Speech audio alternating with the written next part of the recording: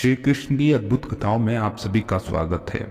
माघ के महीने में श्री कृष्ण श्री हरि से जुड़ी हुई हर प्रकार की कथा सुनने का बहुत ही उत्तम लाभ होता है। आज हम सुनेंगे श्री कृष्ण द्वारा अपने गुरुपुत्र की पुण्य प्राप्ति करना। देखिए, जब भगवान श्री कृष्ण ने देखा कि वसुदेव तथा देवकी उस प्रकार सम्मान पूर्वक खड़े हैं, तब उन्होंने तत्काल अपनी योग माया के प्रभाव का विस्तार कर दिया, जिससे कि वे बलराम और उनके साथ पुत्रवत व्यवहार कर सके। इस प्रकार इस भौतिक जगत में विभिन्न जीवों के मध्य माता पिता तथा संतान का संबंध माया के प्रभाव से स्थापित किया जा सकता है, उसी तरह योग माया के प्रभाव से भक्त ऐसा संभव स्थापित कर सकता है, जिसमें श्री भगवान उनके पुत्र हुए और अपनी योग माया से ऐसी स्थिति का निर्माण करने के पश्चात श्री कृष्ण और बलराम सातवतों के वंश में सर्वाधिक प्रख्यात पुत्रों की भांति प्रतीत हुए। उन्होंने अत्यंत समर्पित भाव से देवकी और वसुदेव को आदर पूर्वक संबोधित किया। हे पिता, हे माता, यद्यपि आपने सदैव हमारी रक्षा की करने की चिंता की, परंतु शिशु, बालक व किशोर रूप में हमें संतान के रूप में प्राप्त करने के आनंद से आप वंचित रहे हैं। परोक्ष रूप में श्री कृष्ण ने नंद महाराज के पितृत्व तथा यशोदा जी के मातृत्व को सर्वाधिक यशस्वी मानकर उनकी प्रशंसा की, क्योंकि यद्यपि श्री कृष्ण और बलराम उनके आत्मज नहीं थे, तब भी नंद यशोदा जी को ही वस्तुतः उनकी बाल लीलाओं का आनंद लाभ हुआ। ये प्रकृति की व्यवस्था है कि संतान की बाल्यावस्था का आनंद माता पिता को मिलता है। पशु जगत में भी माता पिता अपने शिशु के प्रति स्नेह भाव रखते हैं और अपनी संतान पर मोहित होकर वे उनके हित की देखभाल करते हैं। यहाँ पर वसुदेव और देवकी की का प्रश्न था, उन्हें अपने पुत्रों बलराम व श्री कृष्ण की सुरक्षा की सदैव अत्यधिक चिंता थी। यही कारण था कि श्री कृष्ण को उनके आविर्भाव के तत्काल बाद दूसरे के घर स्थानांतरित कर दिया गया। बलराम को भी देवकी के गर्भ से रोहिणी के गर्भ में स्थापित कर दिया गया।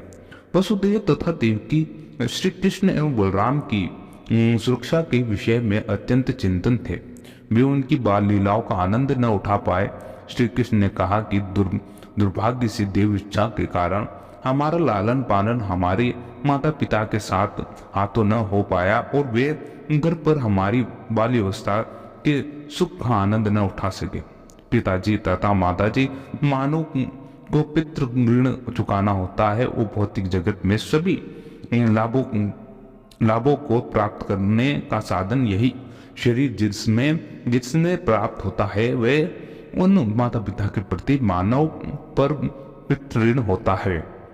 वेदों के निर्देशानुसार मानव योनि में जन्म मिलने के द्वारा ही हम विभिन्न धार्मिक अनुष्ठानों धर्म का संपादन करने में समर्थ होते हैं। मानव जीवन प्राप्त होने पर हम अपनी कामनाएं पूर्ण कर सकते हैं, काम एवं अर्थ और सभी प्रकार की संपत्ति का संचय भी कर सकते हैं। इस मानव तन में ही यह भी संभावना होती है कि हम भौतिक अस्तित्व से मुक्ति पा सके और मोक्ष माता पिता के सम्मिलित प्रयास से इस देह का उत्पादन होता है। प्रत्येक मानव को अपने माता पिता का अनुग्रहित होना चाहिए। उसे ये समझना चाहिए कि वह अनेक ऋण से ऋण नहीं हो सकता। यदि युवा होने पर कोई पुत्र अपने कार्य और अपने धन के द्वारा अपने माता पिता को संतुष्ट करने का प्रयास नहीं करता है, तो वह मृत्यु के पश्चात यमराज द्वारा दंडित होता है और अपना ही मांस खाने को बाध्य कर दिया जाता है। यदि कोई व्यक्ति वृद्ध माता पिता और संतान पशु गुरु माता पिता संतान गुरु ब्राह्मण और अन्य आश्रितों का भरण पोषण करने और उनको सुरक्षा देने में समर्थ होते हुए भी ऐसा नहीं कर सकता, तो जीवित रहते हुए वे मृत समझा जाता है। प्रिय माता एवं पिता, आप सदैव हमारी सुरक्षा के लिए अत्यंत चिंतित रहे हैं, किंतु दुर्भाग्यवश हम आपकी सेवा नहीं कर सके। अभी तक हमने केवल समय नष्ट किया है। हम अपने निमंत्रण से बाहर के कारणों से आपकी सेवा न कर सके और आप माता और पिता कृपा हमारे पापों के लिए क्षमा प्रदान करें। जब श्री भगवान एक भोले बालक के समान मीठे वचन बोल रहे थे तो वसुदेव और देवकी जी दोनों ही वात्सल्य से मोहित हो गए और उन्होंने अत्यंत सुखपूर्वक दोनों भाइयों को हृदय से लगा लिया। वे चकित हो गए। वे न तो कृष्ण के शब्दों का उत्तर दे सके न ही कुछ बोल सके। उन्होंने अत्यधिक स्नेहपूर्वक श्री कृष्ण और बलराम जी को कंठ से लगा लिया और अविरल अश्रुपात करते हुए मौन रहे। देवकी नंदन भगवान श्री कृष्ण अपने माता पिता को सांत्वना देकर अपने नाना उग्रसेन के समीप गए। उन्होंने घोषणा की कि अब उग्रसेन यदुराज जी के राजा होंगे। अपने पिता के होते हुए भी कंस उन्हें बंदी बनाकर बलपूर्वक यदुराज पर राज्य कर रहा था, किंतु कंस की मृत्यु के उपरांत कंस के पिता मुक्त कर दिए गए। उन्हें यदुवंश का राजा घोषित कर दिया गया और ऐसा प्रतीत होता है कि उन दिनों भारत के पश्चिम भाग में अनेक छोटे छोटे राज्य थे जिन पर यदुवंश और अंधक वंश, वृषि वंश और भोजवंश राज्य करते थे। उग्रसेन भोजवंशी थे। उपरोक्त रूप से श्री कृष्ण ने यह घोषणा की कि भोजवंश का राजा अन्य छोटे राज्यों का सम्राट होगा। उन्होंने स्वेच्छा से महाराज उग्रसेन को उन पर शासन करने को कहा, क्योंकि कृष्ण और बलराम उनकी प्रजा थे। प्रजा शब्द संतान और नागरिकों दोनों के लिए प्रयुक्त होता है। श्री कृष्ण उग्रसेन के नाती के रूप में और यदुवंशी के रूप में दोनों ही भांति प्रजा थे। उन्होंने स्वेच्छा से महाराज उग्रसेन का शासन स्वीकार किया। उन्होंने उग्रसेन जी को सूचित किया कि ययाति के शाप के कारण यदुवंशी राज सिंहासन पर नहीं बैठ सकते। आपके सेवक के रूप में आपकी सेवा करना हमारा सौभाग्य होगा। हमारे पूर्ण सहयोग और आपकी स्थिति को और भी उत्तम और सुदृढ़ बना देगा, जिससे कि दूसरे वंशों के राजा एक कर देने में असमंजस नहीं करेंगे। हम लोगों से सुरक्षा प्राप्त होने पर स्वर्गलोक के देवता भी आपका आदर करेंगे। प्रिय नाना जी, मेरे मृत मामा कंस के भेद से यदुवंशी, वंशी वंश और अंधक वंशी, मधुवंशी और दर्शाह वंशी और क्रूर वंशी सभी राजा अत्यंत उद्विग्न और अशांत थे। अब आप उन सबको शांत करके सुरक्षा का आश्वासन दे सकते हैं। समस्त राज्य शांतिपूर्ण रहेगा और कंस के भेद से आसपास के क्षेत्र में सभी राजा अपने घर छोड़कर देश के दूरवर्ती भागों में रहे थे। अब कंस की मृत्यु और उग्रसेन के राजा के रूप में पुनः प्रतिष्ठित होने के उपरांत उन पड़ोसी राजाओं को सभी प्रकार के उपहार और आश्वासन दिए गए। तब वे अपने अपने घर लौट आए।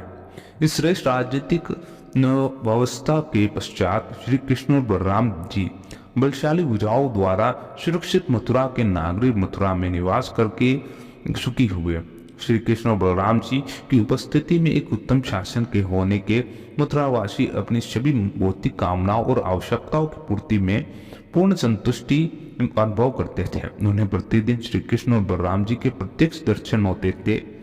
अंत वे समस्त भौतिक दुखों को पूर्णतः भूल गए और मथुरा के नागरिक जैसे ही उत्तम वस्त्र धारण किए हुए मुस्कुराते हुए और इधर उधर दृष्टिपात करते हुए श्री कृष्ण और बलराम को गलियों में आते हुए देखते हैं और उनके हृदय तत्काल ही प्रेमानंद से भर जाते हैं।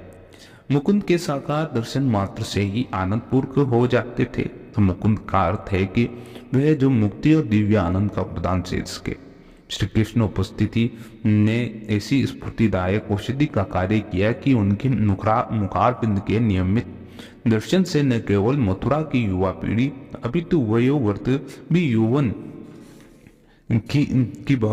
की भगवान श्री कृष्ण और बलराम जी सभी प्रकार के ज्ञान के स्रोत हैं, किंतु वे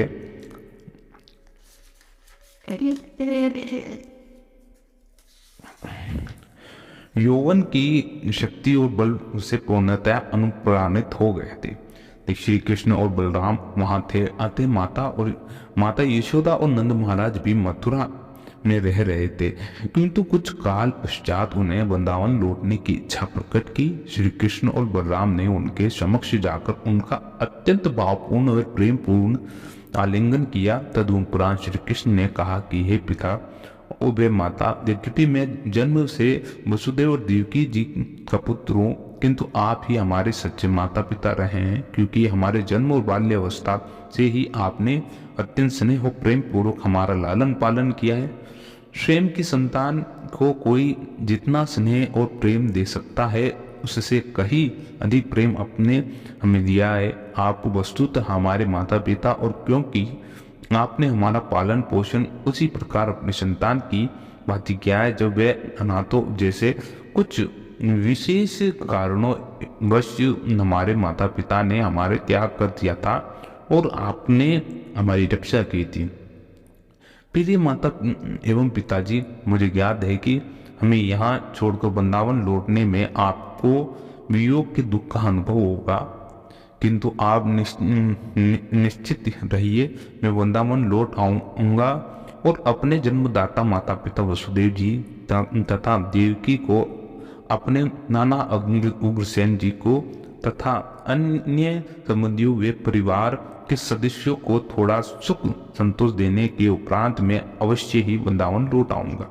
श्री कृष्ण तथा बलराम के मधुर वचनों से विभिन्न प्रकार के वस्त्राभूषण और उत्तम पात्रादि उपहार में देकर नंद और यशोदा जी को संतुष्ट कर दिया। श्री कृष्ण तथा बलराम ने उनको तथा उनके साथ वृंदावन में मथुरा आए हुए अपने सखाओं और पड़ोसियों को पूर्ण रूप से संतुष्ट कर दिया। श्री कृष्ण और बलराम के प्रति वात्सल्य के आधिक्य से नंद महाराज के नेत्रों में अश्रु आ गए और उन्होंने दोनों बंधुओं का आलिंगन करके गोपों सहित वृंदावन के लिए प्रस्थान किया। इसके उपरांत वसुदेव जी ने अपने पुत्र का यज्ञोपवीत संस्कार कराया, और यज्ञोपवीत बीज का चिन्ह होता है। मानव समाज की उच्चतर जातियों के लिए ये संस्कार अनिवार्य होता है, और वसुदेव जी ने अपने कुल पुरोहित तथा विद्वान ब्राह्मणों को निमंत्रण किया और कृष्ण और बलराम को यज्ञोपवीत संस्कार संपादित हुआ। इसी संस्कार के समय वसुदेव जी ने ब्राह्मणों को विभिन्न आभूषण दान में दिए। रेशमी वस्त्रों और स्वर्ण आभूषणों से अलंकृत और गोए भी ब्राह्मणों को भेंट किए।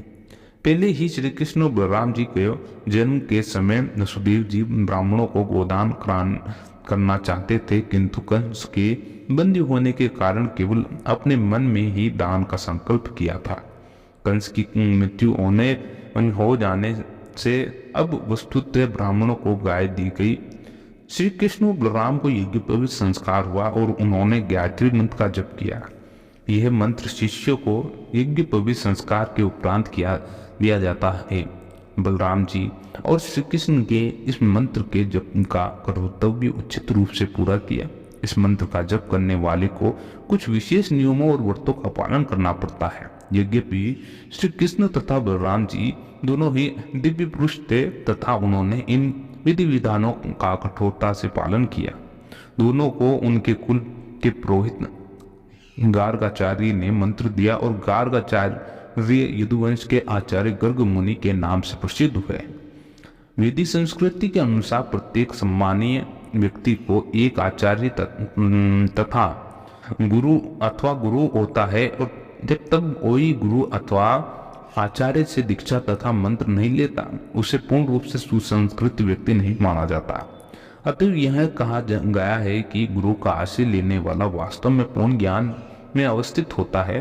बलराम जी तथा श्री कृष्ण भगवान थे, जो समस्त शिक्षा तथा ज्ञान के स्वामी थे, और उनको किसी को गुरु स्वीकार करने की कोई आवश्यकता नहीं थी।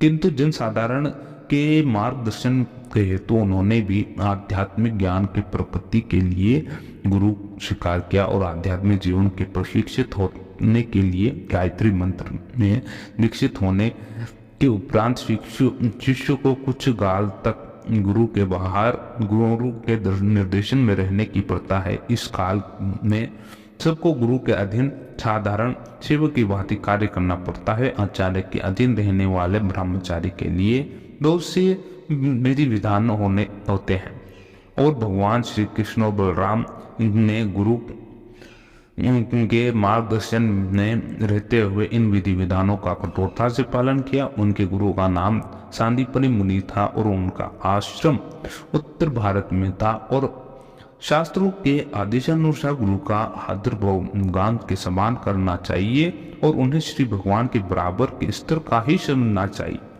श्री कृष्ण और बलराम दोनों ने उन नियमों का ठीक ठीक से अति भक्ति पूर्वक पालन किया और ब्रह्मचारी के नियमों का पालन किया। इस प्रकार उन्होंने अपने गुरु को संतुष्ट कर दिया और गुरु ने वैदिक ज्ञान को की समस्त जटिलताओं की शिक्षा दी और साथ ही उन्हें उपनिषदों की भी शिक्षा दी जो कि वैदिक साहित्य के ही पूरक है। चूंकि श्री कृष्ण और बलराम क्षत्रिय थे अतः उन्हें विशेष रूप से सैन्य विज्ञान राजनीति और गणित में भी प्रशिक्षित किया गया था। राजनीतिक में ज्ञान के 6 विभाग होते हैं।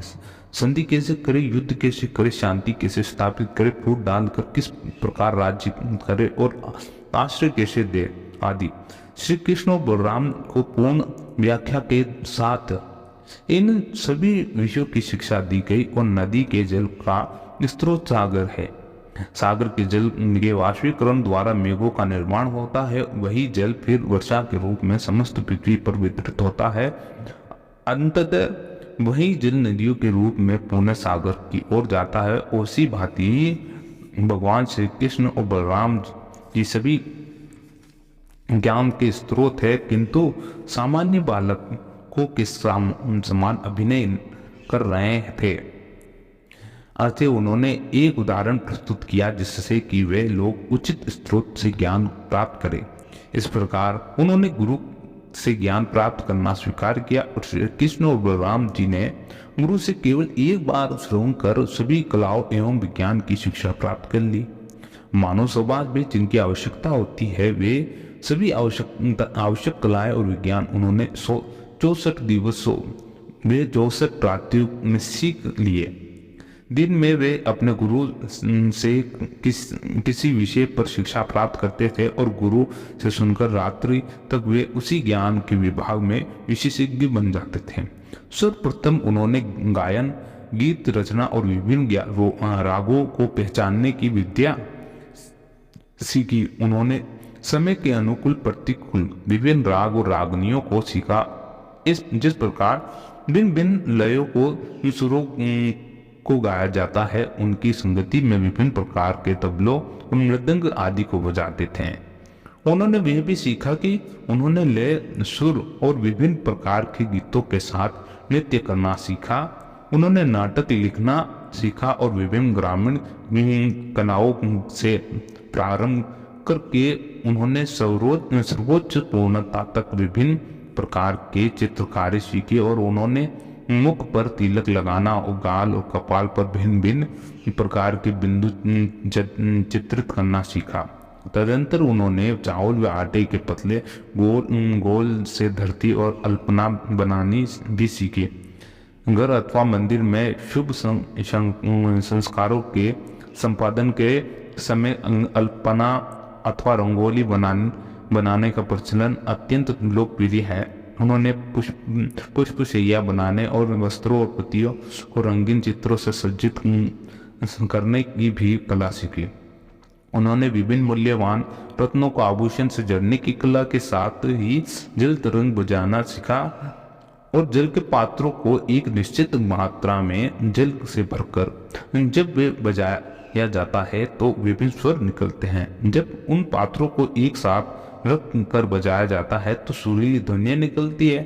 सखाओं के साथ स्नान करते हुए नदी अथवा तालाब में जल कैसे फेंटा जाता है यह भी उन्होंने सीखा और पुष्प सज्जा की कला भी उन्होंने सीखी। सजावट की यह कला ग्रीष्म ऋतु में वृंदावन के विभिन्न मंदिरों में आज भी देखी जा सकती है। इसे फुलवारी कहते हैं। मंच, सिंहासन, दीवारें तथा छत सभी पूर्णतः सुसज्जित किए जाते हैं और छोटा सा फूलों का सुगंधित फुआरा मध्य में रखा जाता है और ग्रीष्म ऋतु की गर्मी में थके व्यक्ति इस पुष्प सज्जाओं के कारण विश्रांति प्राप्त करते हैं। श्री कृष्ण तथा बलराम जी ने विभिन्न प्रकार के केश विन्यास करने की भी कला सीखी। उन्होंने सिर पर विभिन्न प्रकार के मुकुट धारण करना भी सीखा।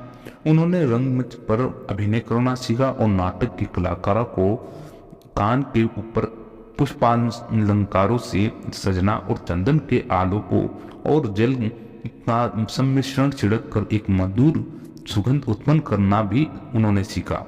उन्होंने इंद्रजाल के कार्य दिखाने की कला भी सीखी और इंद्रजाल यानी जादूगरी में ही बहुरूपी नामक एक कला भी होती है। इसके द्वारा अपने व्यक्ति अपना वेश ऐसा बनाता है कि यदि वह अपने मित्र के निकट जाए तो मित्र भी उसे नहीं पहचान सकेगा। विभिन्न अवसरों पर जिनकी आवश्यकता पड़ती है उन पेयों को बनाने की कला का भी उन्होंने प्रशिक्षण लिया। उन्होंने रसों, उनके स्वाद तथा विभिन्न नशों के प्रभाव का भी अध्ययन किया। उन्होंने कठपुतली बनाना और उन्हें नचाना सीखा। मधुर सुर निकालने के लिए वीणा, सितार और तानपुरा आदि बाजू पर धार चढ़ाना भी सीख लिया। तत्पश्चात उन्होंने पहेलियां बनाना और उन्हें हल करना सीखा। उन्होंने वाचन कला लिखी और जिसके द्वारा मूर्ख से भी मूर्ख विद्यार्थी भी शीघ्रता से पढ़ना लिखना सीख सकता है। उन्होंने नाटक की तैयारी करना और उनका अभिनय करना सीखा। उन्होंने शब्द श्रुति, रिक्त स्थानों की पूर्ति और वर्ग पहेली को हल करने की कला का अध्ययन किया। उन्होंने साहित्य को चित्र संकेत में चित्रित करना भी सीखा और कुछ देशों में चित्र सांकेतिक साहित्य अधिक अभी भी प्रचलित है। किसी कथा को चित्रों द्वारा व्यक्त किया जाता है और उदाहरणार्थ कर जाते हुए पुरुषों को व्यक्त करने के लिए एक पुरुष और एक घर के चित्रित किया जाता है। श्री कृष्ण और बलराम जी ने वास्तु कला और गृह निर्माण कला भी सीखी थी। रत्नों के प्रभाव और उनके रंगों की गुणवत्ता का अध्ययन करके मूल्यवान रत्नों को परखने की कला भी उन्होंने सीखी। उन्होंने सोने तथा चांदी से रत्नों को जड़ना सीखा। उन्होंने भूमि का अध्ययन करके खनिज पदार्थों को ढूंढने की विद्या सीखी और आज की भूमि के अध्ययन की विद्या भूतत्व विज्ञान एक अत्यधिक विशिष्ट विज्ञान है, किंतु प्राचीन काल में ये सामान्य जन के लिए सामान्य विज्ञान की विद्या थी। उन्होंने जड़ी बूटी और पेड़ पौधों का अध्ययन किया और तत्वों के औषधि निकालना सीखा और पौधों की विभिन्न जातियों का अध्ययन के द्वारा उन्होंने पौधों की वर्ण संकर जातियां पैदा करके विभिन्न प्रकार के फल प्राप्त करना सीखा। उन्होंने भेड़ों और मुर्गों को प्रशिक्षित करके उन्हें लड़ाने का खेल सीखा और तत्पश्चात उन्होंने तोतों से बोलना और लोगों से उनके प्रश्नों से उत्तर देना सीखने की कला सीखी। उन्होंने व्यवहारिक और मनोवैज्ञानिक अर्थात दूसरों के मन को प्रभावित करने और उससे अपने मनोनुकूल कार्य करने की विद्या सीखी और कभी कभी इसे वशीकरण भी कहा जाता है। उन्होंने केश प्रक्षालन और केशरंजन तथा केशों की भिन्न भिन्न प्रकार से घुंघराला करने की कला भी सीखी। दूसरे की पुस्तक को बिना देखे उसमें क्या लिखा है यह बताना भी सीख लिया। दूसरे की बंद मुट्ठी में क्या है यह बताना भी सीखा और कभी कभी बालक इस कला का अनुकरण करते हैं कि किंतु वे ठीक नहीं पाते हैं। इस प्रकार अपनी मुट्ठी में कुछ रख कर अपने मित्र से पूछता है और क्या तुम बता सकते हो कि अंदर क्या है, और मित्र यद्यपि ठीक नहीं बता सकता है फिर भी कुछ सुझाव देता है। किंतु एक ऐसी कला भी है जिससे मुट्ठी में क्या है और वास्तव में बताया जा सकता है। श्री कृष्ण तथा बलराम जी ने विभिन्न देशों की भाषाओं को बोलना और समझना सीखा। उन्होंने न केवल मनुष्य की भाषा सीखी और अपितु श्री कृष्ण को पशु पक्षियों से भी संभाषण कर सकते थे। गोस्वामी द्वारा संग्रहित वैष्णव साहित्य में इस बात के प्रमाण उपलब्ध है कि तदंतर उन्होंने पुष्पों से रथ तथा विमान बनाने की कला सीखी। रामायण में कहा गया है कि रावण को पराजित करने के पश्चात रामचंद्र पुष्प निर्मित विमान, पुष्प रथ और पुष्पक विमान द्वारा लंका में भारतवर्ष आए थे और फिर श्री कृष्ण के लक्षण देख कर आगे की घटनाओं के विषय में बताने की कला सीखी। खन्नार वचन नामक एक पुस्तक में विभिन्न प्रकार के लक्षणों और शकुनों का विवरण दिया गया है। बाहर जाते समय यदि जलपूर्ण कलश के दर्शन हो तो यह एक अत्यंत शुभ प्रकार यदि बछड़े सहित दूही जा रही गाय के दर्शन हो तो यह एक शुभ लक्षण है। इस लक्षणों को समझने के से व्यक्ति आगामी घटनाओं के विषय में भविष्यवाणी कर सकता है। और श्री कृष्ण ने इस विज्ञान को सीखा। उन्होंने मात्र का बनाने की कला सीखी। मात्र का वे वर्ग होता है जिसमें एक पंक्ति में 3 खंड होते हैं। इसी तरह से भी किन्हीं 3 को गिनने पर उनका योग 9 ही होता है। मात्र का कई प्रकार की तथा भिन्न भिन्न प्रयोजन के लिए होती है। श्री कृष्ण ने मूल्यवान रत्नों जैसे हीरे आदि को तराशने की कला सीखी।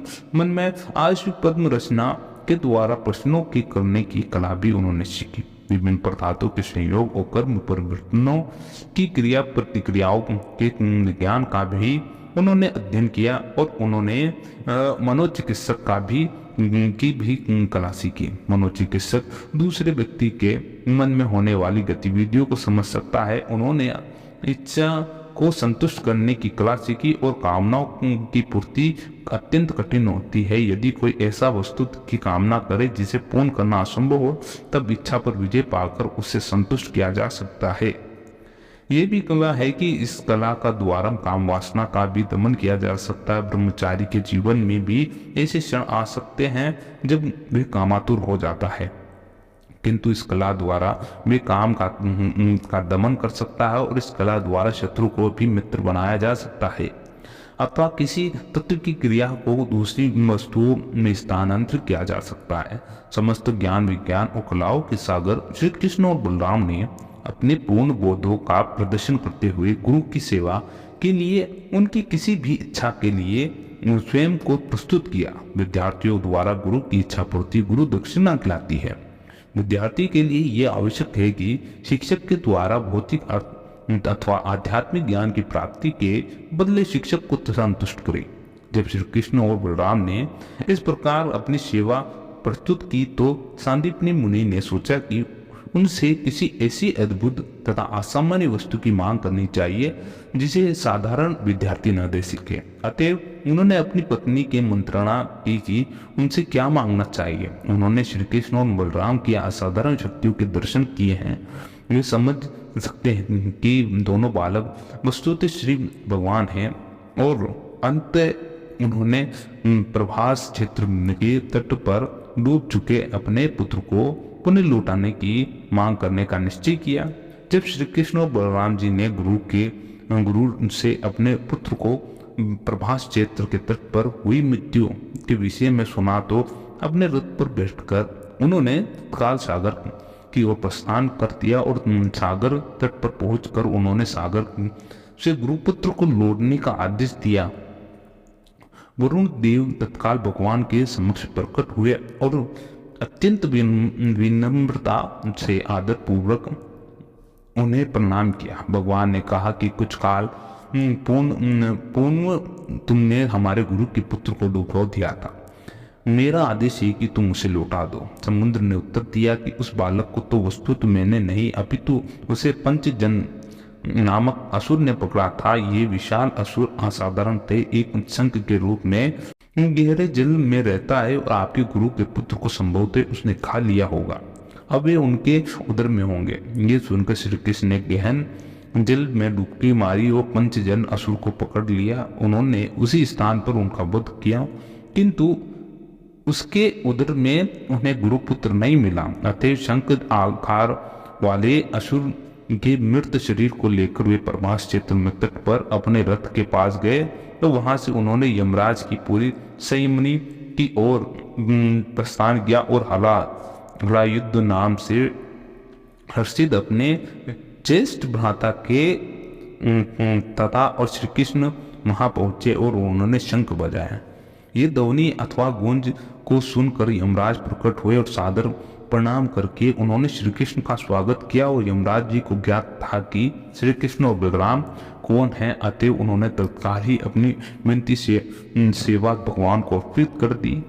भूतल पर श्री कृष्ण एक साधारण मानव के रूप में प्रकट हुए थे, किंतु वस्तुतः श्री कृष्ण और बलराम प्रत्येक जीव के हृदय में वास करने वाले परमात्मा है। वे स्वयं विष्णु हैं, किंतु साधारण बालकों की भांति अभिनय कर रहे थे। जब यमराज ने भगवान को सेना अपनी सेवा अर्पित की, तब श्री कृष्ण ने उनके गुरुपुत्र को लौटाने को कहा, जो कि अपने कर्म फल के अनुसार वहां उनके पास आया था। श्री कृष्ण ने कहा कि मेरे आदेश का परम आदेश मानते हुए तुम्हें तत्काल ही मेरे गुरुपुत्र को लौटा देना चाहिए। यमराज ने वे बालक श्री भगवान को लौटा दिया और श्री भगवान कृष्ण और बलराम उसे उसके पिता के समीप ले आए। तदंतर दोनों ने गुरु से पूछा कि क्या वे उनसे कुछ और मांगना चाहते हैं। गुरु ने उत्तर दिया, प्रिय पुत्रों, तुमने मेरे लिए बहुत किया है, मैं अब पूर्ण रूपेण संतुष्ट हूं। जिस व्यक्ति के तुम जैसे विशिष्य हो, उसको किसी वस्तु का अभाव नहीं हो सकता। प्रिय बालको, अब तुम घर जा सकते हो। तुम्हारे इस यशस्वी कार्य की समस्त जगत में सदैव भी प्रशंसा होगी। तुम समस्त आशीर्वादों पर से परे हो, किंतु फिर भी मेरा कर्तव्य है कि मैं तुम्हारा आशीर्वाद दूं, और मेरा तुमको वरदान है कि तुम्हारी वाणी वेद वाक्यों की भांति शाश्वत रूप में नवीन रहे। तुम्हारी शिक्षाओं का न केवल एक ब्रह्मांड में अथवा इस युग में अपितु सर्वकाल वे सभी युगों में समान होगा, और वे और अधिक नवीन और महत्वपूर्ण रहे। गुरु के इस वरदान के कारण ही भगवान श्री कृष्ण की भगवद गीता सदैव अधिक नवीन है, और न केवल इस ब्रह्मांड के अपितु अन्य लोकों और ब्रह्मांडों में मान्यता प्राप्त है। गुरु की आज्ञा प्राप्त होने पर श्री कृष्ण और बलराम तत्काल अपने रथों पर बैठकर घर चले गए, और मेघों के समान अत्यंत तीव्र गति से चलते हुए रथ पर विराजमान होकर घर लौट आए। और उनके दर्शनों से दीर्घ काल एक वंचित रहने वाला मथुरावासी उनका दर्शन करके अत्यधिक प्रसन्न हो गए। उन्हें वैसा ही आनंद हुआ जैसे उन्हें अपनी खोई हुई निधि मिल गई हो। इस प्रकार ये कथा यही समाप्त होती है। आपको ये कथा कैसी लगी जरूर हमें कमेंट करके बताएं, और कथा अच्छी लगी हो तो लाइक करें और चैनल को सब्सक्राइब करना ना भूलें। मिलते हैं अगले वीडियो में, जब तक लीजिए श्री हरि ओम नमो भगवते वासुदेवाय।